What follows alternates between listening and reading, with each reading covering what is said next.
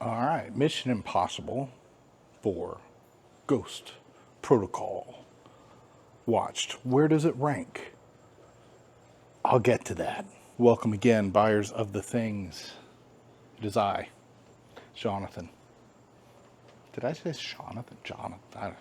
I've seen this movie before. I think we're going to find out. I think this is the last Mission Impossible movie I've seen because the last visuals I have in my mind were of that tower in Dubai and the sandstorm in particular. I remember those visuals. The rest of the movie I don't remember that well, or didn't remember that well. Now I remember it better. I just watched it again. And I think it's starting to feel here like so I think one was a pretty self-assured like first movie in that's why there's a franchise, because of the strength of the first movie, right? And it survived the hiccup of the second movie. Not that it's terrible, but it's just it kind of felt like a very different thing, and didn't live up to the first movie, in my opinion. The third movie felt like a move in the right direction, but also maybe a little less interesting in a way, because it still didn't really re-find itself, and I don't know, it just wasn't there.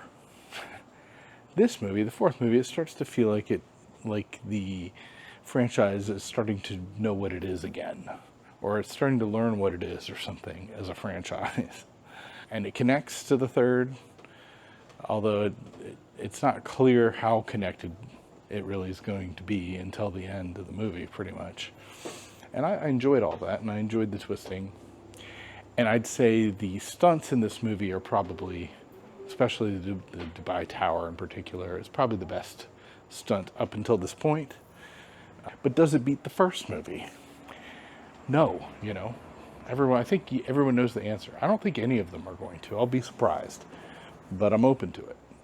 Also, I'd say, what's her name? Lee Sedell, or I don't remember her full name, but the assassin in this movie, I always enjoy her work wherever she shows up. She just seems like a very dangerous woman, no matter what context she's in. At least to me. Maybe not to everybody, but to me, dangerous. Rankings. We'll get to rankings. This, as I said, not better than the first movie. It clearly is better than the second movie. Clearly better than the second movie. Better than the third movie. So this movie is dependent on the third movie, but it is definitely a better movie, I think. And also, Brad Bird directed it. It feels like somebody who's used to being able, like the freedom of animation or something, is involved here. I'd say that works in its favor mostly, but I also would say, I appreciate, the first movie doesn't feel nearly as like constructed. And it has, it's still dealing with like technological limitations that are clearly not present in the fourth movie. I think that's part of what changed it too. Not that the other movies have amazing stuff in them, but it's just comparatively, I don't know, it doesn't really work as well as the first movie. And this is where it finally starts to. And I think the stunts that I mentioned do overtake the first movie. But as a whole, it's hard to beat the first movie in the way that it twists and the way it just keeps like unpeeling itself. Yeah. So I'd say the franchise, I don't know, we're going to see, we're going to keep watching, we're going to see, does it get back to that? This is an improvement, but it's still not there. I don't expect it to, or at least I don't expect the first movie to be outdone. It's a real hard. But anyway, Ghost Protocol, Mission Impossible 4, second best in the franchise up until that point for sure. Next movie, Rogue Nation. I don't remember if I've seen it. I don't think so. But this is what I'm expecting. The rest of the movies have the same director, starting with the fifth movie. So that tells me something. So I'm expecting the next movies to really feel like, okay, we have figured out what we are, and we're going to now iterate on that and really squeeze it. Squeeze that for all it's worth. So I'm expecting full footing to be found in the next movie, and for that to be then fully explored through till the end of this. That's what my expectation is. But we'll see. Maybe they'll be bad to me. Maybe one of these movies is actually going to challenge the first one to some degree. And really, these last two movies are supposedly like one story, right? Although this is all kind of one story.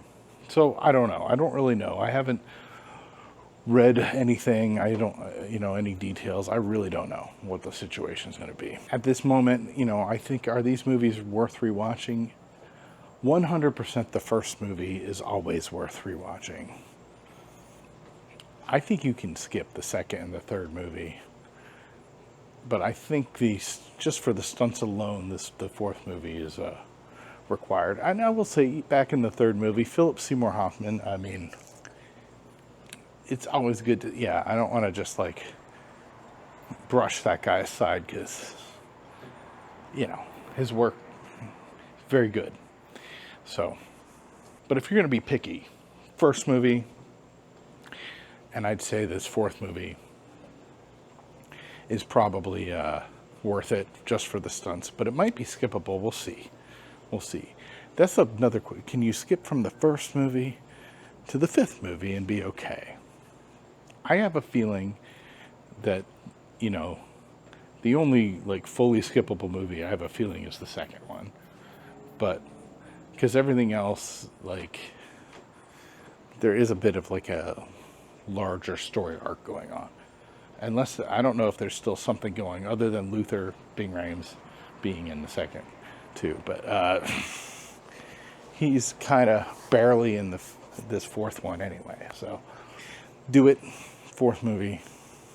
Why not? I'm watching all these because I want to before I see the new movie, and I want to review the new movie.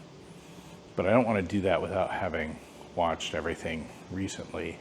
And I think moving forward, I haven't even seen, maybe I've seen the fifth movie, but I don't think so. And if not, I definitely haven't seen the sixth and seventh. So the impossible continues shortly. See you in the next one. Peace.